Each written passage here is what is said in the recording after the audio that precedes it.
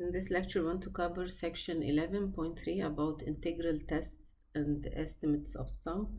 We know that up till now that it is difficult to find the exact sum of a series. We were able to accomplish this for geometric series and the series in the form of a telescoping series, because in each of these cases we could find a simple formula for the nth partial sum, but usually it isn't easy to discover such a formula. So let's look at this example.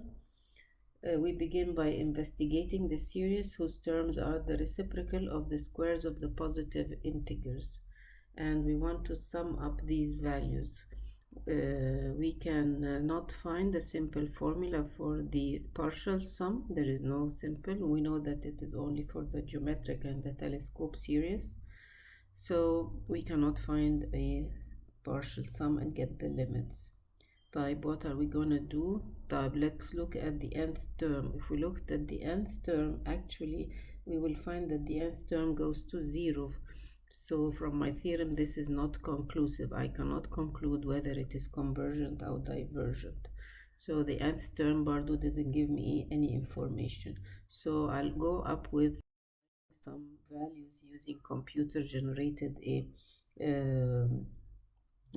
partial sums for different values of n, and I'll take n larger and larger up to n tends to infinity. I'll notice here from the tables of these partial sums that the partial sum increases, and actually it is converging towards the value 1.644, and it started to converge towards this value. It's changing بس in some digits here. يبقى واضح انه as n changes as n is getting larger and larger, I find that my number is approaching 1.64. So it looks like that this series actually is a convergent series, and the sum is convergent to this value 1.64.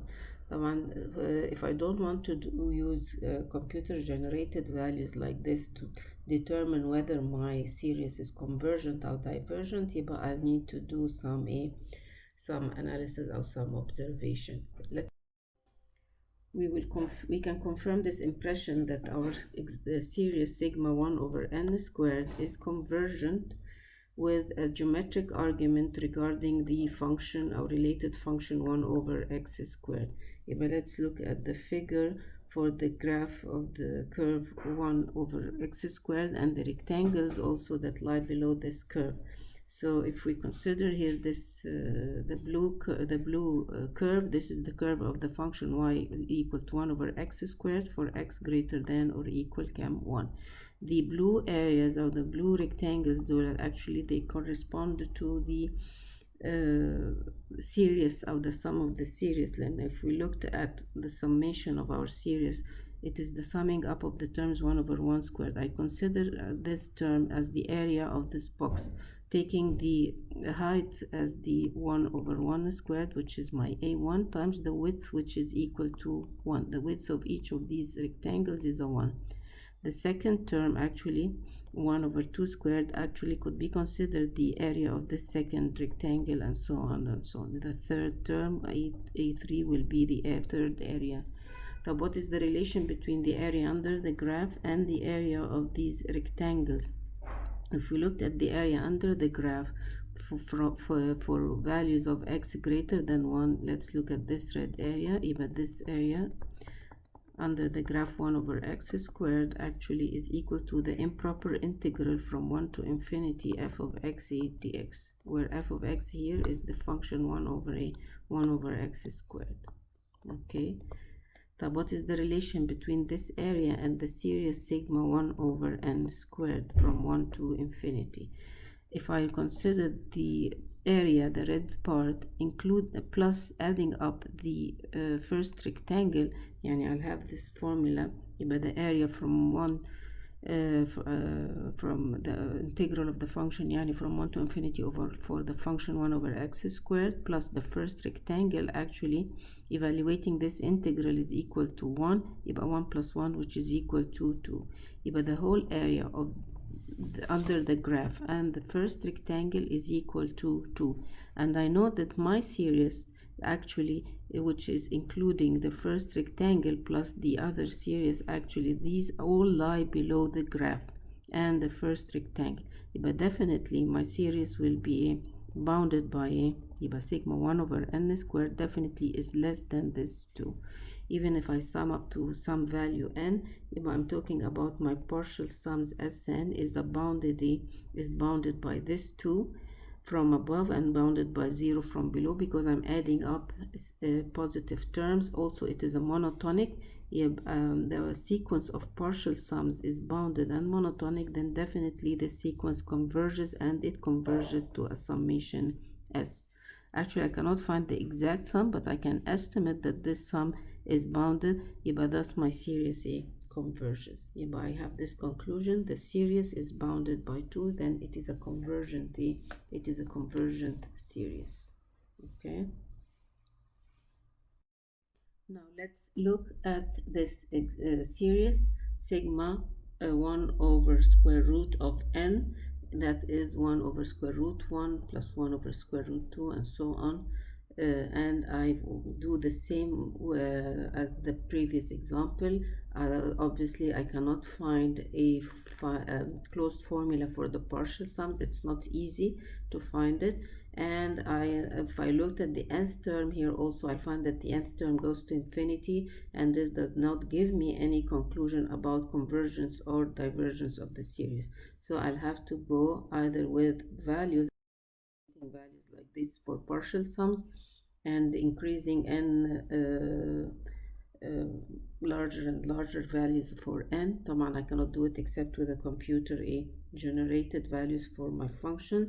Say in this table it's up to 5,000. I'll find that the values are getting at 5,139. But actually there is no convergence to a specific value. It's getting larger and larger as n is getting larger. But what do I conclude? I suspect now that this given series might be divergent. But if I want to do further analysis, again we need a confirmation to our claim, yani that the series 1 over square root of n is divergent, and I'll consider the function which is y is equal to 1 over root x and look at the graph of the function. But this is a geometric argument, and which shows the graph of 1 over root x, and but this time I will use the rectangles whose tops lie above the curve. The base of each rectangle, as we see from figure, is an interval برضو of length is an interval of length 1, and the height is equal to the value of the function 1 over root x. And the height of the first rectangle is the value of the function 1 over root x, which is 1 over root 1 here. The second rectangle, the height will be 1 over root 2, and the rectangle will be above the curve like this. But the areas of these sub rectangles actually is my series. I will notice here that 1 over root 1 plus 1 over root 2, which are my areas of the first and the second and third rectangle, actually is the series of sigma 1 over root n. But I want to compare now this with the graph or the area under the graph of the function. The function here, 1 over root x, and if I integrate it from 1 to infinity dx, actually the integration of this function is infinite, does not exist. I'll have an infinite value for this improper integral. It is a divergent integral. This is the next second thing we must notice, that this improper integral is divergent. Yani the area under the curve is infinite.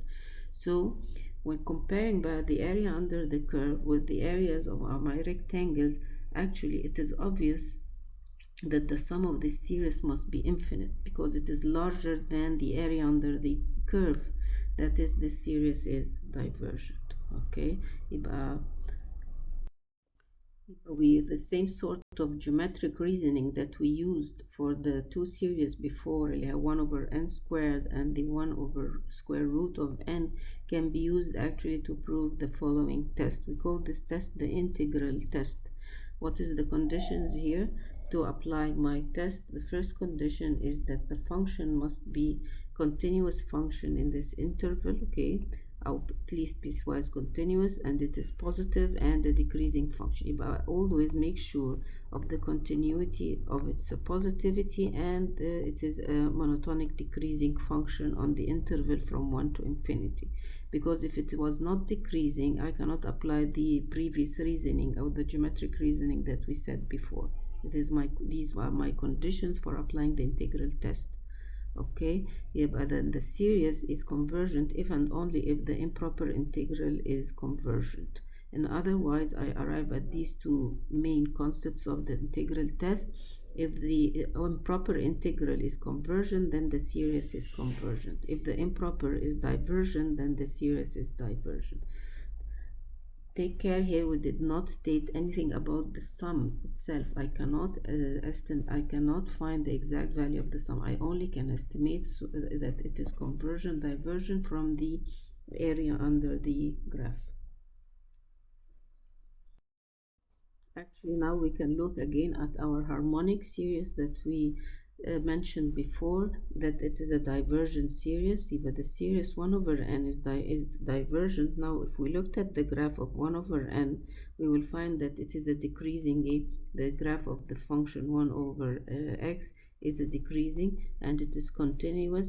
And also the areas, if I looked at the areas of these subrectangles, actually they will be above my graph. And if the height is 1, هنا the height of the هنا is 1 over 2 and so on and so on, يبقى it is a decreasing function. And the improper integral 1 over x squared, when I evaluate it, I'll find it is a divergent integral. But definitely the harmonic series sigma 1 over n is a divergency. But this is another simple proof for harmonic series that they are divergent series when I apply the integral test part 2.